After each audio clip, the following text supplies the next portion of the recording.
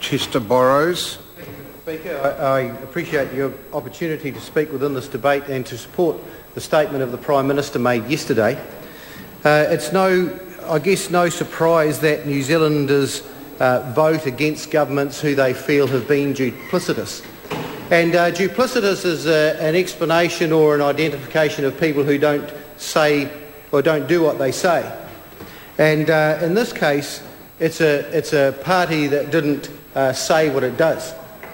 Because in the previous Labor government we had, for instance, a number of years of good growing seasons, of strong commodity prices, of a relatively low dollar for most of that period of time, a time when we had huge economic opportunity and we had huge economic growth, but not a single cent of debt repaid. So our debt to GDP ratios went down because we were doing so well. Now, as we have come in, the National Party has come into government, we're finding ourselves with the boot completely on the other foot. And yet those on the other side of the House then stand accusing us of not sticking to campaign policies, not sticking to campaign promises, not sticking to things that we had said in opposition. What we found, of course, is that when we came into government, a number of changes had occurred, not only internationally but nationally as well, and the other side of the House weren't clean on their side of the books when they were eventually opened. When we think about things like ACC, when we think about, for instance, the debt within Housing New Zealand, as far as program refurbishments go, there are big holes there and there are big holes all over the place. The previous speaker talked about situations where National had, for instance, not withheld Labor's planned program for teacher-student ratios within schools, and yet it was their policy year on year to reduce pupil-teacher ratios within the primary sectors, particularly in new entrants, which was never met. They campaigned on promises in 1999 of running a truancy register for the whole of New Zealand. They campaigned on that on successive elections, and they never did that either. The fact is that that government, the Labor government, left us in a position where we are playing catch-up, not only economically but socially as well. And it's a very, very difficult game to play. Yesterday we heard the Leader of the Opposition say that he didn't believe in GST. He didn't believe in GST and he didn't support GST, yet of course he was in the government that not only introduced GST, they also raised the rate of GST from 10 to 12.5% without any compensation at all for those people most affected by it at the bottom end of the tree.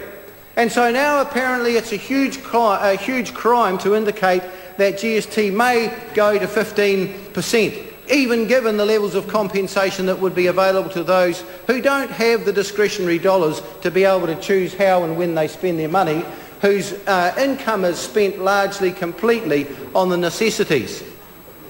Well, under National's program, those people will be looked after, particularly, for instance, superannuitants, who will have 4 different legs up in a way of raising their income.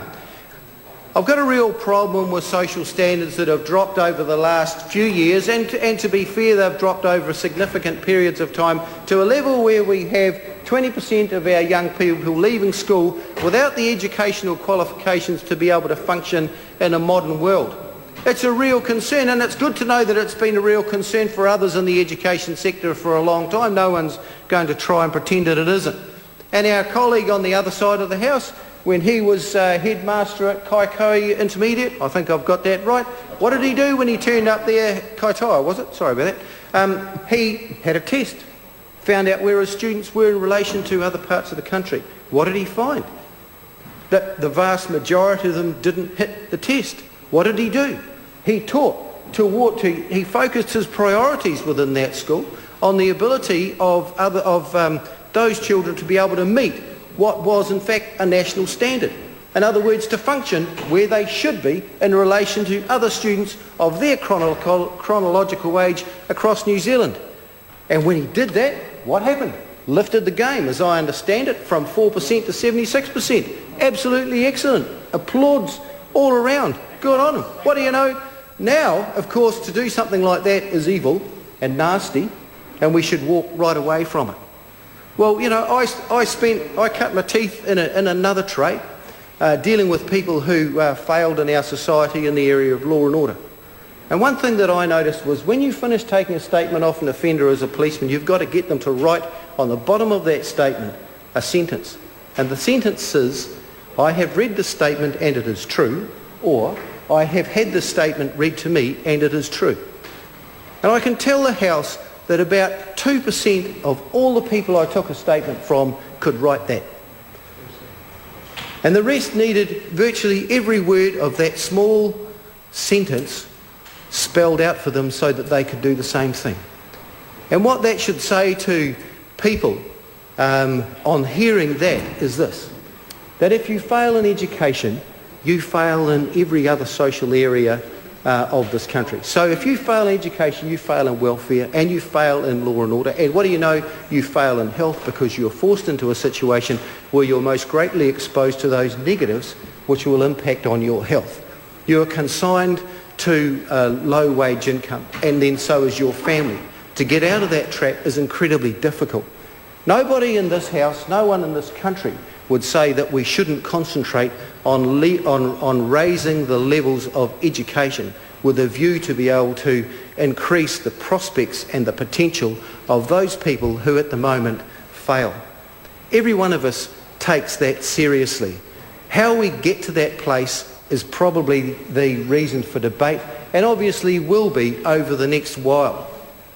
But to suggest that because one side of the House believes that we need to know where we are before we start the journey does not mean that we don't care and does not mean that we don't know what we're about. Yesterday's statement from the House touched on a large number of issues. And our focus this year is going to be to support national standards with further reforms to ensure that children who need extra support get it.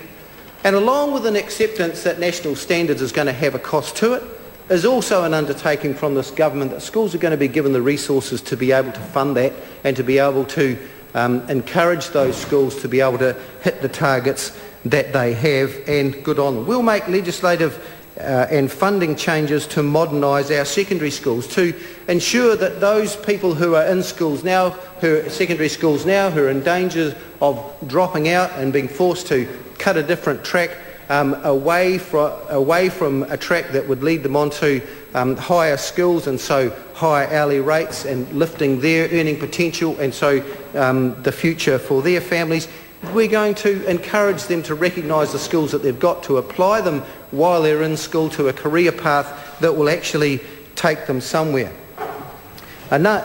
We've also looked at the situation we have within our prison system and within law and order generally. And under this government, we have continued the path that Labor had started with increasing numbers within the police, but we've targeted those police into South Auckland, and it's interesting to note that crime trends in South Auckland starting to come down. We've looked at new ways in which corrections services will be delivered, and yep, it's a hot potato that we're looking at the rollout of public-private partnership model within corrections. And no doubt we will see the corrections movement, union movement kick against that, and you would expect them to, because it's change, and we recognise that no one, particularly in the public sector, likes change. People within the private sector have had to get used to the fact that change is upon us. But what we do know is that this system worked incredibly well for those people in the Auckland Remand Centre, and now that that tender is up again, and now that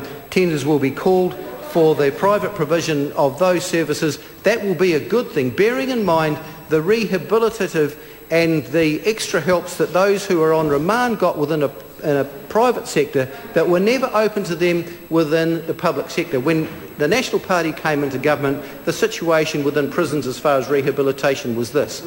You got no helps, no courses unless you'd been in jail for at least 2 years or unless you'd done 2/3 of your sentence. Most of the people in prison were in prison for less than 2 years. We cannot write people off for 2 minutes. 2 hours, let alone 2 years. I'm proud of where this National Party government is going to, and I am sure, as the rest of the public is, that we will be in a better place at the end of this term than where we set out from.